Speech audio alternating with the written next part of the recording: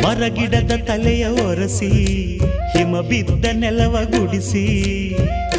ಆಹಾ ಹೊಲಗದ್ದೆ ಇನ್ನೂ ಎಂತ ನಿದ್ದೆ ಎಂದ ದಿನ ರಾಯನು ರವಿರಾಯ ನಿನ್ನ ಮನೆ ಕಾಯ ಬಿಡುವೆಂದೋ ನಿನಗೆ ಮಹಾರಾಯ ಧಗ ಧಗ ಉರಿಯುವೆ ಜಗ ಜಗ ಬೆಳಗುವೆ ನೀನು ಬರದೆ ದಿನವಿಲ್ಲ ಅಂಬರವೇರಿ ಅಂಬರವೇರಿ ಸೂರ್ಯನು ಬಂದಾನು ತಳ